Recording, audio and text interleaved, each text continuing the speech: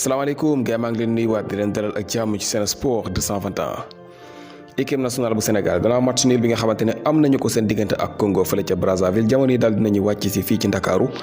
di waajal match bi nga xamante ne ñu ngi ko war a am seen diggante ak Eswatini talaata lay doon bu ñeenti waxtu jotee ci stade Lat Dior bu Thiès ki nga xamante ni nag mooy sélectionneur national di Aliou Cissé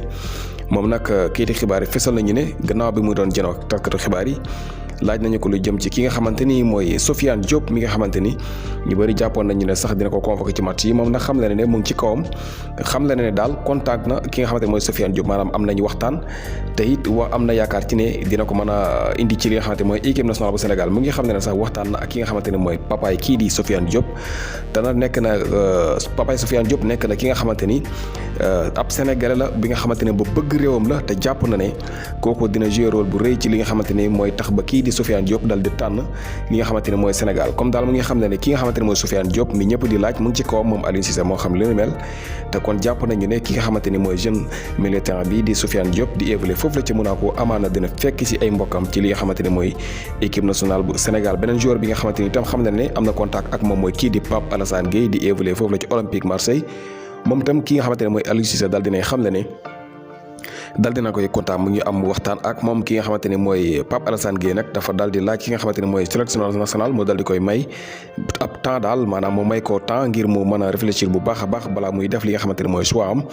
kon ki nga xamante ne mooy Alassane Gueye wala Pape Gueye mi nga xamante ne jamono ñu bëri ko doon laaj ak Sofiane Diop yëpp ki nga xamante ne mooy Aliou Cissé dal dina dalal xel yi ndax xam na ne mu ngi waxtaan ak ñoom te ñaari xale la ñu nga xamante ne soxla nañu ne lool ci équipe nationale bu Sénégal ndax ñu ngi def jaloor yu am solo ak seeni club.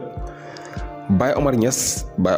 moom nekk ancien international sénégalais wala sax international sénégalais nekk ancien attaquant bu Everton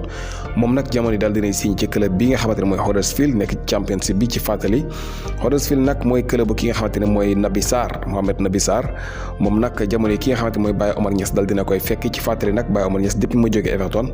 ëpp na juróom-benn weer joué wul li nga xamante ne mooy ballon ndax kat dafa nekkoon joueur bi nga xamante ne amuloon contrat ak benn club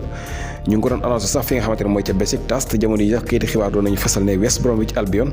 bëgg nañu ko signé West Brom di club bi nga xamante ne fa la kii di Mbaye Diagne di footballé ci jamono yi seen coach ba fa nekk nag di Sam Allardyce bi nga xamante ni moom ñëpp xam nañu ne ku bëgg Sénégalais la bépp club bu ma mos a coaché foofu la ci Angleterre dina fexe ba yëpp fa Sénégalais yi moom Sam Allardyce bëgg na woon signé ki nga xamante ne mooy Baye Oumar Niass waaye daal jamono yi buñ sukkandikoo ci kayiti xibaar yi ñii di Huddersfield daal dinañu koy signé ba saison bi jeex ñu daal di xool ana fan lañ jëm ak ki nga xamante ne mooy Baye Oumar Niass ak lu mën a xew Baye Oumar Niass moom officiel na signé na ak club bii di Huddersfield Town nekk ci championship bu Angleterre muy deuxième division di club bu ki nga xamante ne mooy Mohamed Nabi Sarr